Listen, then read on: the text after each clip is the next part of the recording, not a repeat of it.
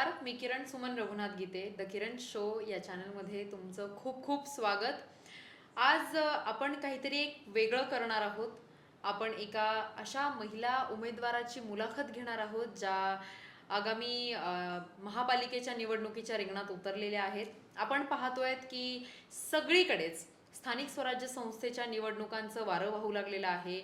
सगळेच उमेदवार प्रचारासाठी आपापल्या प्रभागात एकदम जोरदार तयारी करताना दिसत आहेत. नागरिकांच्या अडचणी जाणून घेण्याचे प्रयत्न करतायत. त्यांना आश्वासन देत आहेत की आगामी 5 वर्षांमध्ये ते त्यांच्या प्रश्नांचं निवारण नक्की करणार आहेत. पण आपण जर पाहिलं तर या स्थानिक स्वराज्य संस्थेच्या निवडणुकांमध्ये महिला उमेदवार देखील तितक्याच जास्त ऍक्टिव्ह झालेल्या आपण पाहतोय. तर आपण जर पाहिलं की महिलांना राजकारण कळत नाही हा जो विचार आहे तो कुठेतरी आता मोडकळीस येताना दिसतोय. महिला राजकारणात उतरल्यावरती महिलांचा जो वेगळा दृष्टिकोन आहे, महिला मोठमोठ्या पदांवरती यापूर्वी देखील होत्याच, पण स्थानिक स्वराज्य संस्थेच्या निवडणुकांमध्ये जेवढा महिलांचा आता सहभाग दिसतोय तेवढा पूर्वी थोडा कमीच होता असं म्हटलं तर वावगं ठरणार नाही.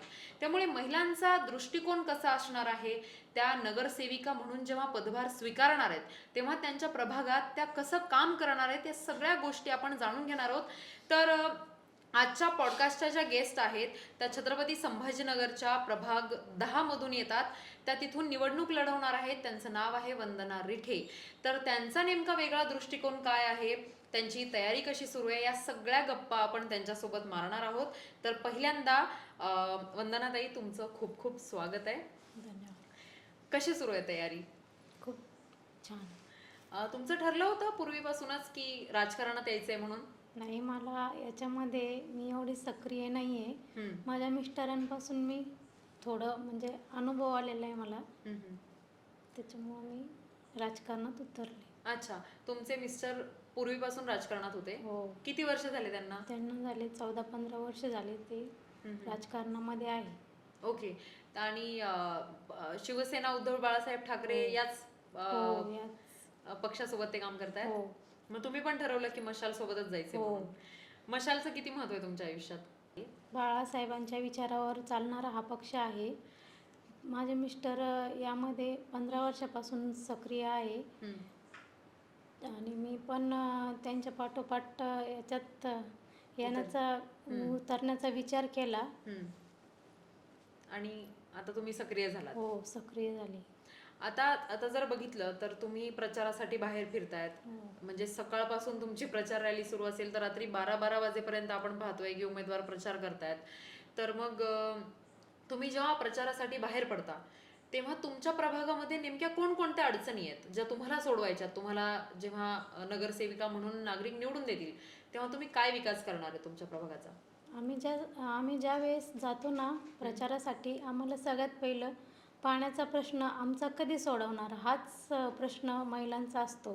कारण की आमच्या इथे पाण्याचा खूप प्रश्न आहे, महिला खूप त्रस्त आहे पाण्यासाठी. तो आणि रस्त्यांचा पण आहे, ड्रेनेज लाईनचा आणि कचरा डेपो याचा खूप आम्हाला विचारतात, आमच्या इथं कधी व्यवस्था होणार. ताई, तुम्ही जेव्हा प्रचाराला बाहेर जाता, तुमच्या प्रभागात फिरता, तेव्हा तुम्हाला प्रामुख्यानं कोणत्या समस्या दिसतात? आम्हाला प्रामुख्याने पाण्याचा हाच प्रश्न महत्त्वाचा आहे. कारण की पाणी खूप 15 दिवसांनी येत नाही. आलं बी तर मग ते खूप याच्यामध्ये येतं, कमी प्रमाणात येतं. आणि कोणी आलं गेलं तर पाण्याचा प्रश्न, आम्ही जॉईंट फॅमिली असल्यामुळं आम्हालाच येत पुरत नाही. कोणी आलं गेलं पाहुणे तर आम्हाला बाहेर टँकर मागावा लागतो. त्याच्यासाठी आमचं झालं, पण सामान्य सर्वसाधारण जनता तो पाण्याचा टँकरचा खर्च भागू शकत नाही.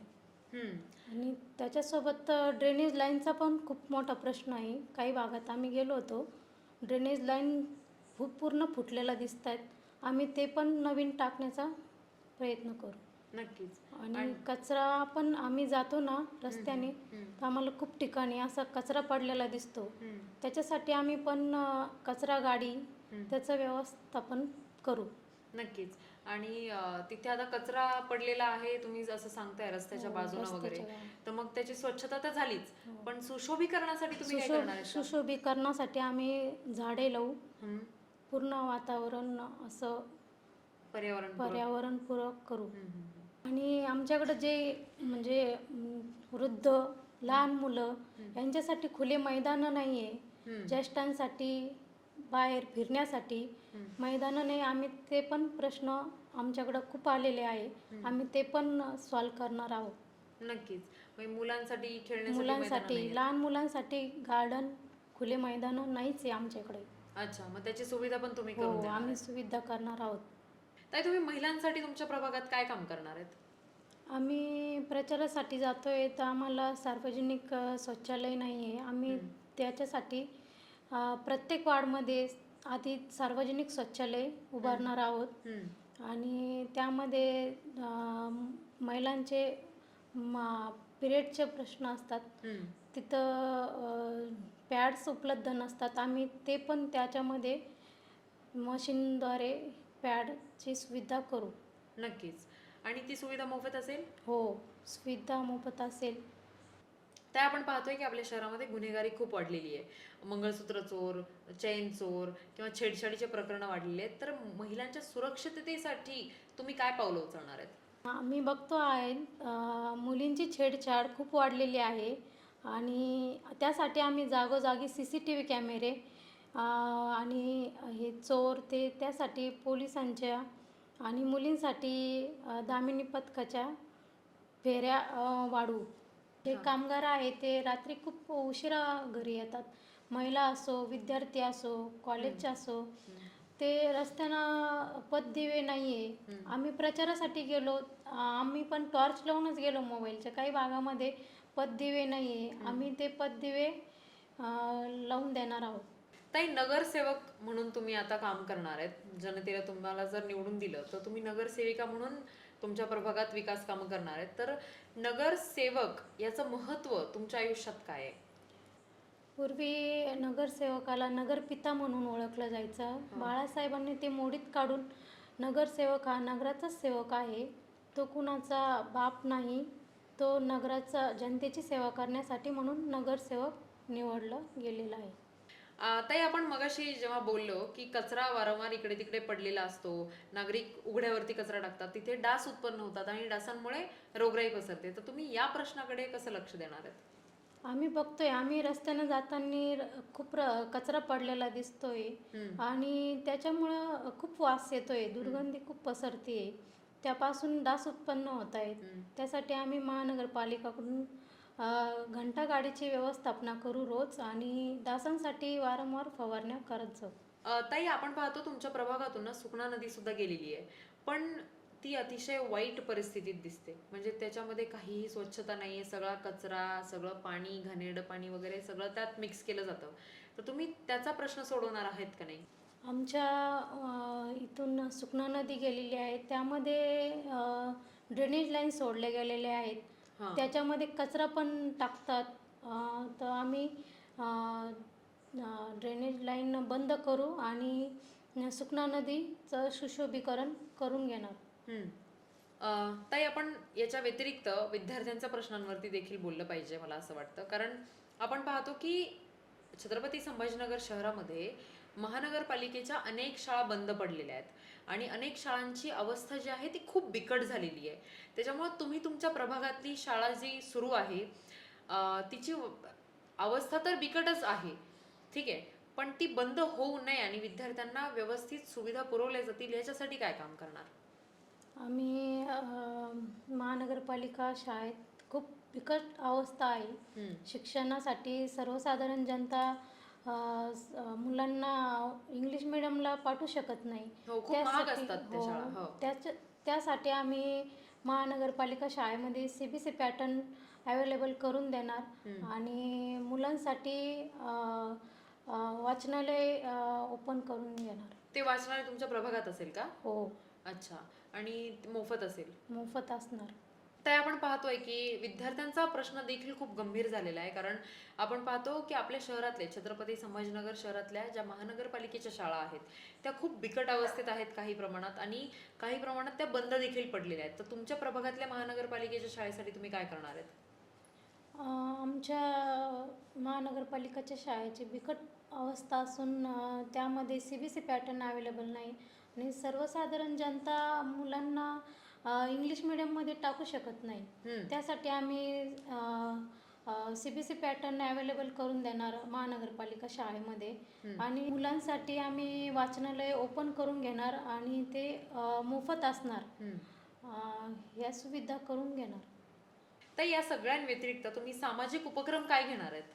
सामाजिक उपकरण आम्ही वृद्धांसाठी मोफत आरोग्य तपासणी, नेत्र तपासणी आणि महिलांसाठी आरोग्य तपासणी हे शिबिर आम्ही उपलब्ध करून घेणार.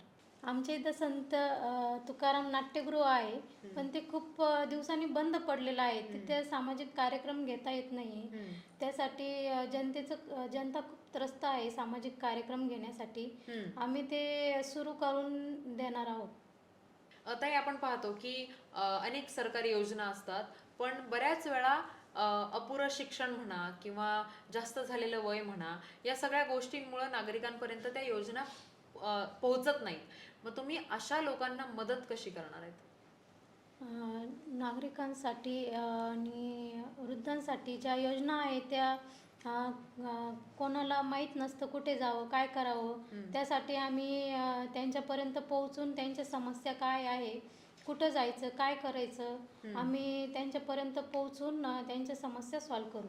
ताई, आता आपण मुलाखतीच्या शेवटाकडे वळूयात. जाता जाता तुम्ही तुमच्या प्रभागातील नागरिकांना काय संदेश द्याल? माझा जनतेला हाच संदेश आहे, नवीन बदल हवा. त्यातल्या त्यात मी महिला उमेदवार असल्यामुळे महिला ही महिलाचा प्रश्न समजू शकते. तुम्ही मला एक संधी द्या. धन्यवाद. पक्षाने मला संधी दिली त्यासाठी मी पक्षाची आणि सर्व नेत्यांची ऋणी आहे. धन्यवाद. नक्कीच ताई, तुम्ही पहिल्यांदाच निवडणुकीच्या रिंगणात उतरलेला आहात आणि तुम्हाला नक्कीच जनता साथ देईल अशी आमची ॲडगाईड मीडियाची आणि द किरण शोच्या सगळ्या टीमकडून अपेक्षा आहे आणि तुम्हाला निवडणुकीसाठी खूप खूप शुभेच्छा. धन्यवाद. धन्यवाद.